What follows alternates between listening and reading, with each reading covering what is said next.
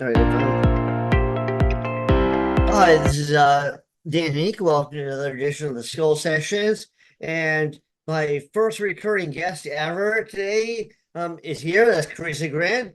And she turned out to be one of our more popular, interviewees. So I love talking to her again, and she's doing indie comics, which I love. So that's great. So, all right, Corissa, what do you have going on? For Halloween, it's our 2 year anniversary.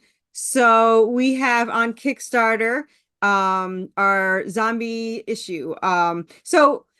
We created a very long series, me and my co-writer. It is series 1 and 2 are 80 issues already written. So we're focusing on the first series, which is 44 issues. Um, and my favorite one is this issue. You're not supposed to have favorites. I know you're not supposed to. But as I was It's like you're explaining, not supposed to have favorite kids. right? I Yeah. understand. So what originally happened is 17 years ago, I wrote one story, and that story is issues 14 through 22. And then obviously I rewrote it when I met my co-writer and we started from the beginning and went through. But so these are my baby. I've been waiting 2 years to get at this issue.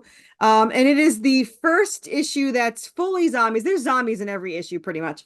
But it's the first like Resident Evil 2 inspired, issue. They're trapped in a zombie infested city and they run into two survivors and they're trying to like survive through these creatures that we have. We kind of have a Nemesis inspired guy called the Reaper who just kind of has like hammers for hands and he just kind of like, bashes you in, and so it's awesome. So I'm super super excited for this. Also, we have our book 2 hardcover. Um, so book 1 is issues 1 through 7, which is like a Silent Hill kind of town where they're trapped in this town that merges with hell, and everything's coming up: hellhounds, Anubis, ghosts, and zombies, and everything you could possibly think of. I think that there's zombie mermen, and they're like, yeah, the worst ones are the humans, but whatever. It's Because always the case, pretty much. Right? It's always the case. I always said that. I always said during a zombie apocalypse, the worst thing ever would be the humans. Like, I can tolerate, zombies. You'll figure it out. People, no, people Well, suck. I say come the zombie apocalypse, I'm shooting everyone I don't like. I don't care if they're a zombie or not. Be like, I thought they were a zombie. I don't know what you're talking about.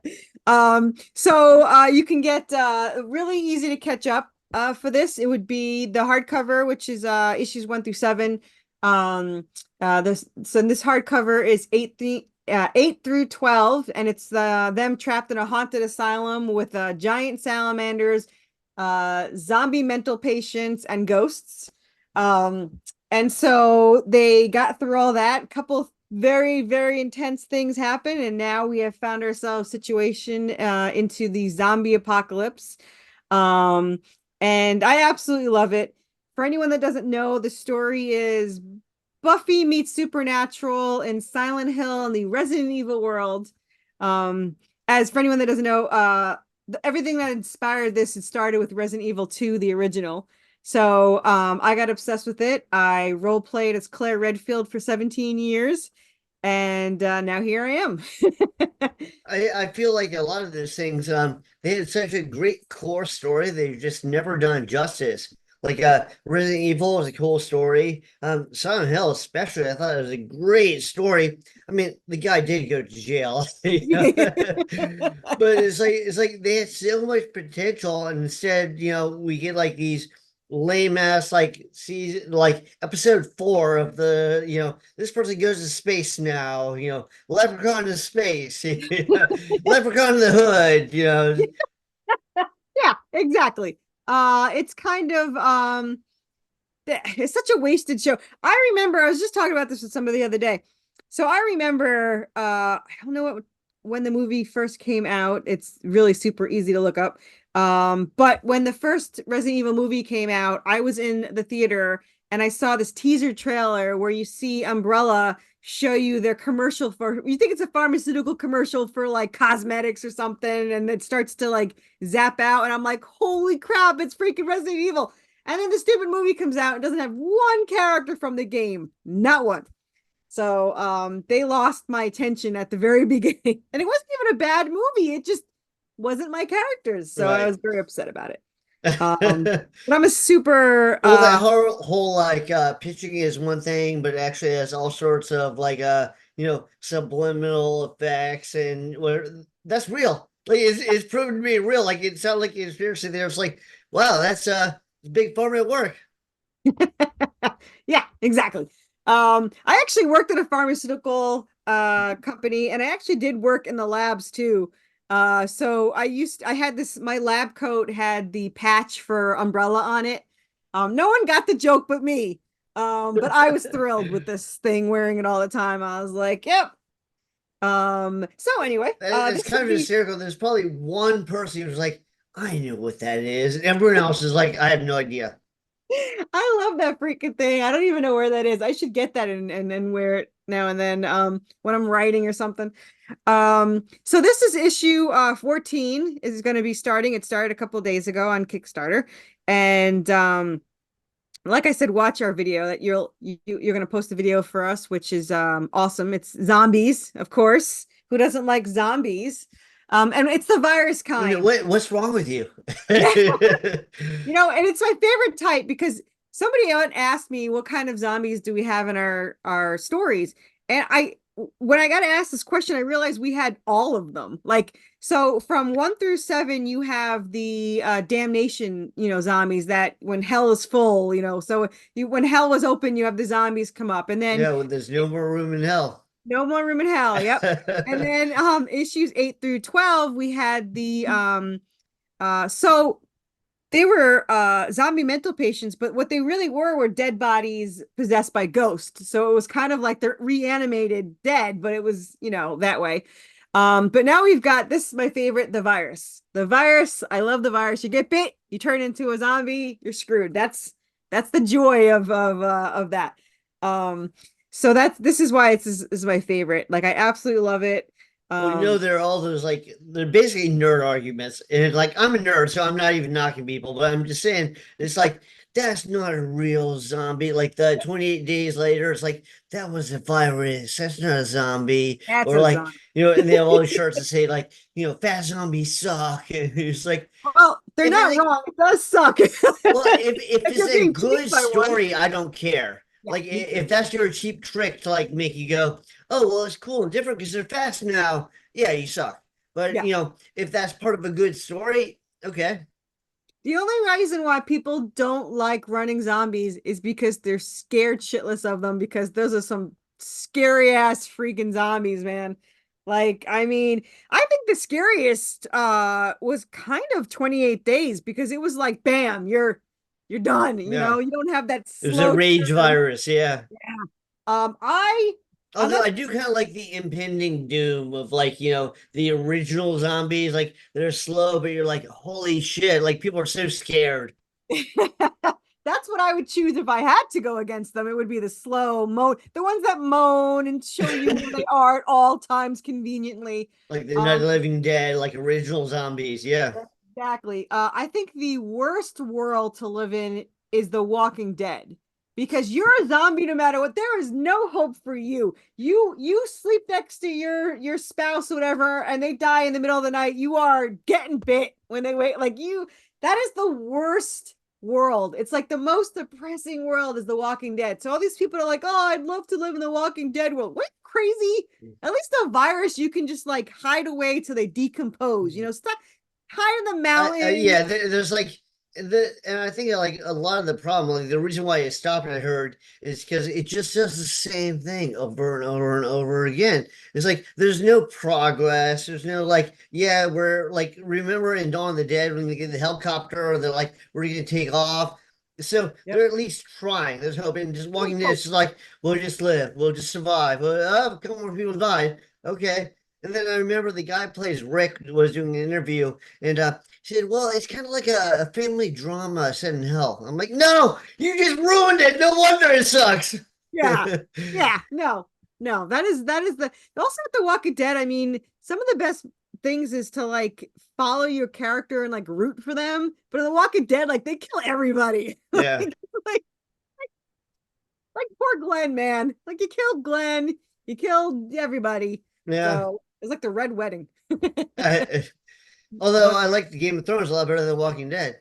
So yeah, well, yeah, there's a lot more, a little more action.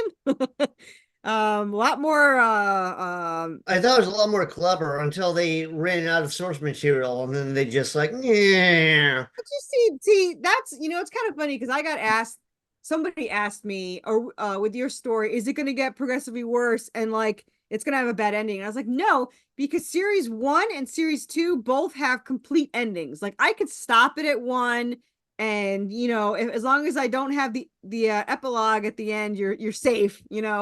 But if I do series 2, then I could stop it, at the 30th issue and be done, and that's fine.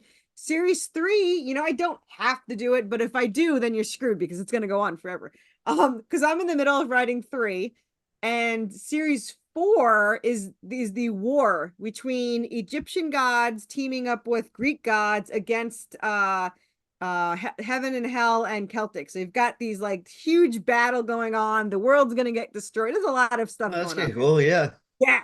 So, well, it's kind of funny because so for anyone that doesn't know, we do have and I have little plushies now. We have Anubis. And new biz plushies. Yeah, Anubis and I probably Bastille. have to get my girl one of those. Yeah, these are commercially made. They're limited edition. They're awesome. So we do have Anubis in here, and so in the story, he's the god of the underworld or whatever. So he has an army of mummies, and then you have Hecate and Hades, who has I want the ghost, but because of they're pretty much Lord of the Rings. I mean, they're what are you gonna do? You can't really fight against ghosts. So we're gonna have I just want to say one thing before I forget about it. I think the best stories are basically doing what you did, which is where people take like existing myths and kind of craft it into a new story. Like I knew George Lucas did that with the original Star Wars, which is why it's so strong. I think part of the reason why those like sequels that are on are kind of like losing it is because like everyone agrees, by the way. But I think the reason they're losing it is because they don't have that original vision. Like we're gonna follow the myths, we're gonna follow the legends, and it's like, yeah, let's throw this in there, yeah, let's throw this in there. Let's make this point. It just it's not the story. right, right, and that's what I told him. I was like, listen, I was like, there's no worrying about the ending because I already know that the ending's awesome, even if I'm biased. I was like, I know it. I don't. There's no source material to run out on. Like if we did. It would depend on the popularity or how broke I am by the end of series 1, but we are on our way there because, there's a 44 issue series and we're already in the middle of, drawing 17. So like we're really far ahead and all that fun stuff. So, we're always ahead, and when the thing that's very unique about our Kickstarter when it comes to like the down of it is our Kickstarter is every other month, which most indie creators don't do. I'm the only psychopath that's like crazy. Most indie creators have like 2 to 4 issues a year. I have 7 to 8 issues a year and a hardcover. But not only that, they are shipped out within 48 hours at the end of the campaign, 48 hours for regular backers and 7 days for new backers. So I think that's I just want to inject here real quick. I think that's more realistic, like that 7 to 8, because when you had to put out 12 issues every year, and I noticed like my favorite people like John Tolman and stuff, like very, very detailed. He just couldn't keep up with the demand. So, then you see him, then somebody else with Rick Bates would come in and like do an issue, and then so it wasn't consistently his work, and if they gave him more room, I'm sure he could have done it. Like 8 issues a year, he would have done it, right. But 12 issues a year, like how much time that level of detail takes? Yeah, it is a lot of work. I have a very, very, very great team that works very well. My artist knows these characters so well that as of issue 15, no longer pencil, just went straight to ink. So, he inks it, sends it to my colorist, colors that, sends it to my letterer. So we're all I couldn't do that. I'd have to pencil it first. yeah. So yeah, I don't know how he does it because he's had to fix things and then he gets all grumpy about it. I'm like, listen, pencil it and then we wouldn't have this problem. Well, Um does he ink it digitally or does he yeah, it's ink it? digitally. Yeah. That's why he can do it. 'Cause Oh If I yeah. if I Oh no. inked it traditionally, I'd be like, fuck. There's I've no got to way. like drag out the white acrylic paint and like do touch ups and yeah. No, there's no way, which is one of the reasons why I like that's the only major positive on the digital is if there's an error, I don't have to get, like you said, the white out, the white paint out there. But yeah. So like I said, so we are ahead because the series already written. It's really, a lot easier. But everyone's got their job. So like while he's inking 17, my colorist is coloring 16, and my letterer is doing 15, which is nice because we have like a little assembly line. And they didn't believe me when I first hired them because in the very beginning, my artist did everything. And then we got a new colorist. He was like, this is too much work for me. Like you said, it's like killing him to do the pencil, ink, color, lettering. Like he was doing it all. Well, also you have to kind of reset because I've done all those, and then I've done like I've never done just coloring by itself, but Yeah. like I've done like just penciling by itself, just inking by itself, and the thing is like you get a different mindset. So it's like you have to break that mindset, start all over again in how you ink it, and then break that mindset, start all over again, and then you color it. I think it's way better if you're the colorist, it's like boom one, boom Yep. another, and you develop a pattern. So Yep. I'm You just getting have off a rant to. here, but it's so true. Like at one point, the talented Blair Smith, he would illustrate for the Living Corpse. Well, he colored for the Living Corpse, and he would just color all myself. It was like he does such an amazing job. It's like I'm not even gonna try. Yeah. Yeah.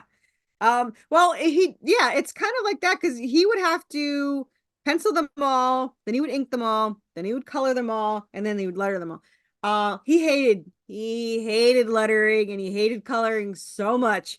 I used Um, to letter my stuff. Yeah, it sucks. yeah, You he got the little lettering. Like yep. I don't even know if they use the same thing, the lettering tool, and you do the All little I know is he lines. had to stand up to do like it was like he sits down to do the art and he stands up to do the lettering or vice versa, but he can't do it at the same desk. It was like a different desk.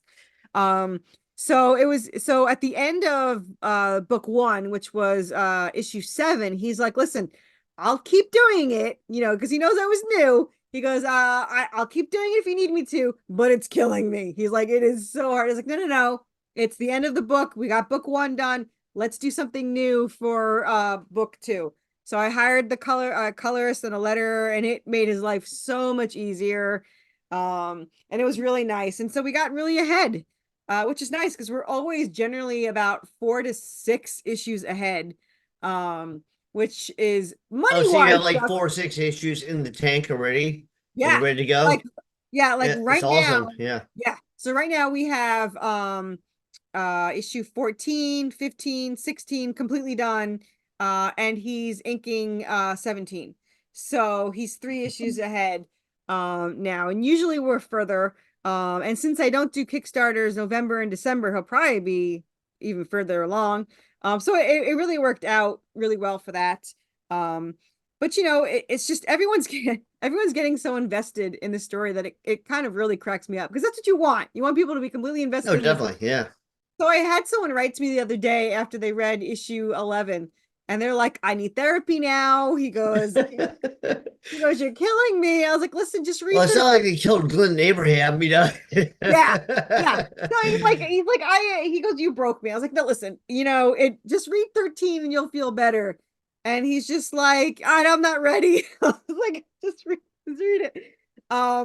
But we have a lot of cool creatures, and my letter is obsessed with Chatty, and Chatty comes in issue 10, and Chatty is a chameleon vampire bat. So you have a chameleon with wings and a fangs. So it's like a vampire bat that can merge with the background. So this thing follows her around. I got caught in a door when it was trying to eat her, and she helped it, and now it follows her around. And he got so attached to it, was like, just tell me he'll be okay. And I was like, I don't know. He wasn't in the book. I added him in the story. I had no idea where he's going. So he's a You little should just worried. lie. You should be like, yeah, it'll be okay. And then like pull a John Wick. Yeah, well, yeah. He's so cute too, and it's so. I wish I had my plushie here. I had a plushie, See, my own that I plushie. would definitely give my girl like a cute vampire bat. She would love that. Yeah, yeah. And well, that's what the problem was. Is I usually make so this is my Anubis puppy. So I usually make like two of these. So here's like my hellhound and my skeleton bird. So I had made two chatties, two vampire bats. And I had one on and it sold instant, like it sold right away. And my friend was like, I really wanted one. I was like, are you killing me? And so I had to put that one up, mine up for sale. My poor Chatty. Now I have to get another one made for me. But I might get Chatty commercially made because he's very much loved. And he looks so sad. Like he looks like a little dragon and he's adorable. But Anubis carries him around because he got separated from my character. And every time he sees her and like up ahead, he tries to fly after her, but can never make it. And he like looks all depressed. So he's adorable. I love him. But like in this episode in this issue, they come through this portal and you see her car like disappear and Chatty like flies after it and then he can't, so he just plops to the ground looking all sad and Anubis just swoops him up and he's like, let's go find her and all this stuff. So yeah, everyone loves Chatty. He's absolutely adorable. So Yeah, I think Anubis isn't represented enough in comics either. I mean, aside from like I guess he made a brief appearance in one of the itinerations of Moon Knight or something like that. It's like I don't really see him. I think he's pretty badass. oh, he's awesome. And it's really funny because in issue 2 he came out all like a monster and everyone's like, he's not evil. And I was like, no, no, no, he's being controlled by an angel. He's got a remote control. It'll be fine. Just relax. And then you could see him throughout, the series trying to fight against this remote. And then he finds a hellhound who wants to play fetch with him. And it was this really weird scene that I loved. And I thought everyone was going to kill me. This hellhound comes, he's got a broken horn and he brings, I think this is the end of issue 4, brings Anubis a stick. And Anubis is like, what is this? And just throws it. And of course, the hellhound goes after it and brings it back. And so Anubis is like, what is he doing? He just throws it out. And so from then on, this hellhound would just follow him around with a stick in his mouth. Yeah, It it's was so awesome though. funny. Yeah. Oh, it was so. Again, that wasn't in the books, and I just had kind of added it because for some whatever reason, I was like, I was writing the Hellhound in a later story, and I was like, he would be really cool to have with Anubis, and it just came in. So now, like for a while, he was just kind of just following him along, and then in one of the issues, he started petting him, and now it's like his little Oh, pet. that's great. Yeah. Yeah. So I absolutely love them. So I do want to do, because I've been told this a lot. People want a spin-off of Anubis and Chatty and the Hellhound. So there might be a little side story that I might do. Because he is adorable and I do love Egyptian gods and all that fun stuff. So I saw a comedian, he did this bit where he's like, I saw John Wick and it's a great movie, but like, somebody kills his dog and he kills like over 3,000 people. And I thought, that's a little unrealistic, but until now you I get a have a dog. dog. Yeah, I saw that. Yeah. Like now I have a dog. Yeah, absolutely. And it was And really he's fun like, that's the most realistic movie I've ever seen. I was like, yeah, my husband would absolutely do that if one of our pets was killed. But it was really funny because in issue 12, he Anubis is trying to help my character Seraphina. Of course, she doesn't understand because Anubis doesn't talk, so he's trying to carry her to safety and she's like fighting him and then he gets busted. So the demon tells him, if you don't listen to me, I'm gonna stuff your hellhound and you see little Anubis's ears go back. It's just adorable. It cracks me up, but eventually he'll beat up he'll get through the remote. So and then he'll be in the story a lot more. So he gets in it more and more. Like I think he's in it the most with 12. In 13 you get to see him go into the in between, they were calling it, where because not a lot of people know this and I didn't know it either until I looked it up. Anubis can actually travel through portals. He makes portals. So I decided to use what that. is that part of the myth or lore or something? It's part of the lore that I didn't know about. Wow. Okay. I've never heard that before. So I actually added that in when I learned about it. So he uses the axe to cut a rift in between the dimensions. So when he goes through, That's where Bastille comes in, the cat. And she's there and she's like, where have you been? Like, where are you? And so this really cool scene happens, and I really loved it. And it's got a gorgeous, gorgeous universal background with these gorgeous colors and stars and stuff. It's just absolutely phenomenal. And my colorist just nailed it, just absolutely nailed it. So I'm looking forward to like bringing them in more and more, especially during the war. During the war, it's all of them, and it's kind of funny because my character, Seraphina, who's an angel descendant, but she's a supernatural hunter. She's now at war with Anubis and mummies. And, she's like, I've been trying to kill mummies and zombies this whole time, and now they're on my side, which is really funny because my ex-husband had played War of Warcraft, right? And he used to want me to play. And I said, I can't play with you because you are on the Horde side and I don't play with zombies. I kill zombies. And it was like this whole thing. So now I add into the story where she's forced to fight alongside zombies when she's normally killing them. So I did that to myself. It's kind of a personal reference a little bit that you're doing Yeah, there. no one's gonna get that. I'm gonna actually tell him that's why I added it.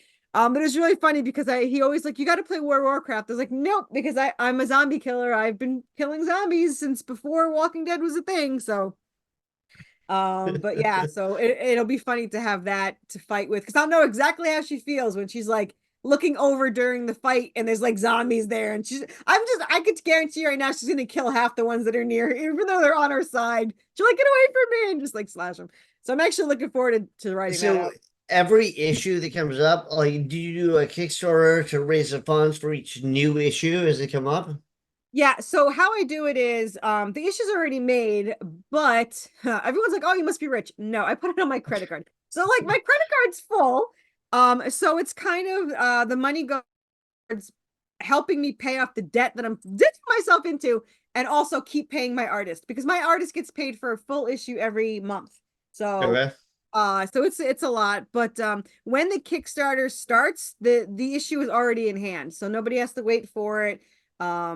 And which I like, because I mean, in 4 more weeks the next Kickstarter starts, so you need to have your issue so you can read it before the next one. But do you So do yeah. you do a new Kickstarter before every new release? Yeah. Yeah. Yeah. The Kickstart is the release date. So like 2 days ago from this posting, issue 14 started, and that'll go for, I think we're going for 2.5 weeks. And then January, the second Monday in January will be issue 15. And then that'll run, and then it'll be every other month. So it's generally, the Kickstarter runs for 3 weeks. You get 4 week break, save up your money, and then the next one starts. So yeah, so it's a new issue every other month. Yeah. Have you had good results of Kickstarter so far? Like, it's apparently kept you going. Yeah, so far I usually get between 3 and 5,000, so it pays for the artist, and it's working out pretty well. The reason why I'm in so much more debt than I would be is because there's 6 issues that I'm not paid for, because they're sitting there waiting for the next Kickstarter, They're in the back stock though. They're done. the back stock. So like I'm gonna get paid for those, but I have to wait to the Kickstarter. So that's the only tricky part, because we're so fast. But I really want this drawn out. I really want this done. Well, I you're want to not be able to sitting have on all. that like Elon Musk's pile of money. Yeah, yeah. I need to find myself a sugar daddy. Yeah, I need to do that for sure. Somebody actually had that. They were on my podcast the other day. I do a podcast on Mondays, which, by the way, you should come on and show your Kickstarters. But Yeah, anytime you want. yeah, Mondays at 8 Eastern. Yeah, come on. So they were saying that he was trying to get his first issue going, and he met somebody I don't remember where it was, at a comic book store or something. And they're like, oh, I'll pay for it. And I'm like, I wish I had that. I'm a little envious of that. But yeah, the money part's obviously tricky, but I'm releasing them for me, and I really want to see them done. And people are just helping me to keep going. So I don't lose my house is what they're helping me. They're helping me not lose my So house. tell everybody the Kickstarter link. If do you have a page all the time there, and you put up like new projects, or do you need to announce each new one when it comes out? So how it works is I do have a website. worthychaoscomics.com. We always announce the link there, but we always have a pre-launch or a live. So if you search Worthy Chaos on Kickstarter, we're going to pop up. We're the only thing that pops up, and the newest one will be there. So when my Kickstarter, it's so quick, it's so funny. When my Kickstarter ends, the day it ends, I send the link for the pre-launch for the next one. And it was so funny because for when issue 10 ended, Kickstarter hadn't approved my 11 yet. So everyone's like, where's the link? Where's the link? And then like I have it for a week and they were freaking out. And when I sent it out, I had 80 followers in like 24 hours. So obviously they're well trained, or I'm well trained. I'm probably the one well trained. But this time now I didn't know this, but you can actually pre-launch 6. Like you can have 6 in pre-launch. So now I have like 6 ahead. So now I don't have to wait. Oh, right. All prepared. The next 4 are already approved. I just have to hit go and it'll be in pre-launch. So yeah, we're always on pre-launch. So they're approved, but you didn't actually start the project yet? Okay. Yeah. And what is one of the rewards? Like you get an issue, like you donate a certain amount and you get an issue? Yeah. So, well, unlike most sane people, I have like 30 tiers. So I always have issue 1 available. It's $10, both PDF and you can get just the PDF if you want for issue 1 and 2. It's $5. Or you can get printed issue 1 because a lot of people, you have to do the catch-up tier to get it, but I don't make people do that because it's a long series. It's 14 there. Then we have all the singles available. You can get them in the add-ons or in a tier. And then we have the hardcovers available. We always have, until they're sold out, we have the 2 plushies. And then we always have a collector series plushie because I wanted it. And What's hardcover? Is it like a graphic novel? It has like a so I'll show you this one, and then you could show a picture of the oh, it's pretty thick, yeah. yeah. Oh yeah, it's 222 pages. Okay. So this is DC artist Ken Hunt. He worked on Batman, Superman, Harley Quinn, and the colorist is Lady Death Universe colorist CC Dela Cruz. This is the most popular cover. It was actually covered. Yeah, no, that's an awesome miss on a picture. Yeah.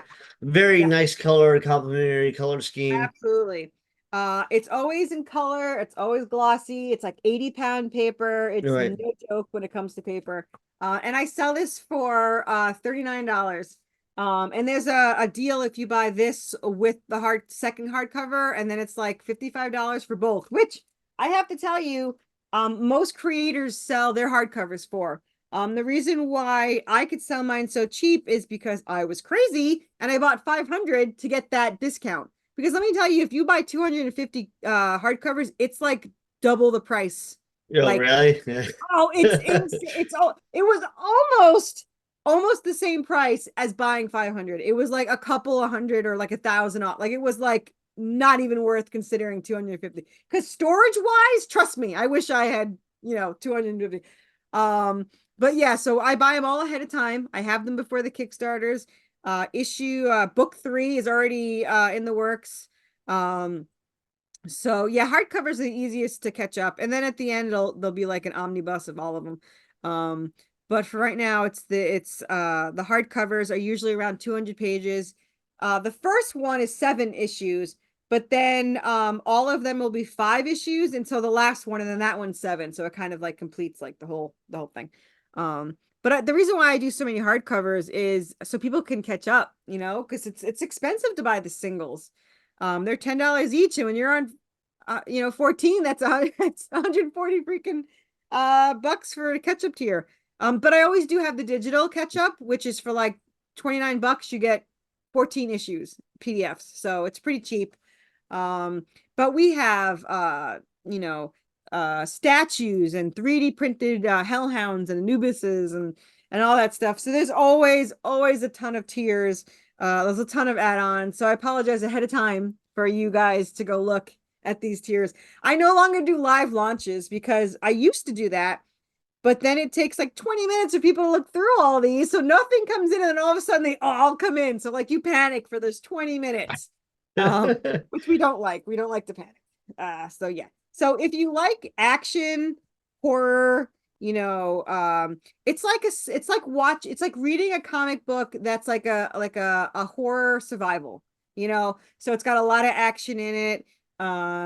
It's got gore, but it's not for the sake of gore, so it's like, the monsters and stuff like that. But if I you think like, a lot of like the indie comic projects for a while, like they were kind of like everyone that was kind of into that stuff was like they knew that's where like the good stories were, but like the stuff that sells like at 7-Eleven on the spinning racks and stuff would all be like Alpha Team and yep, Superman and stuff like that. But it's like if you want to read like The Crow or you want to read yeah, Cerebus or you want to read, what was it the Amazing Carrot Head? yeah. It's funny when you say The Crow, because that's actually my first graphic novel.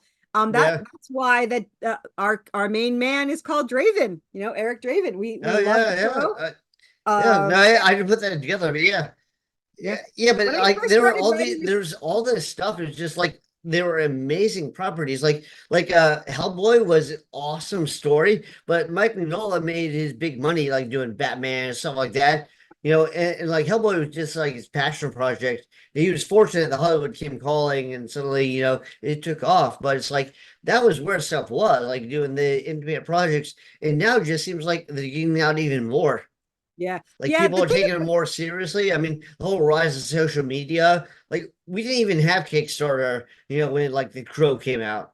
Yeah. Oh, I had no idea what Kickstarter was when I this was not on purpose.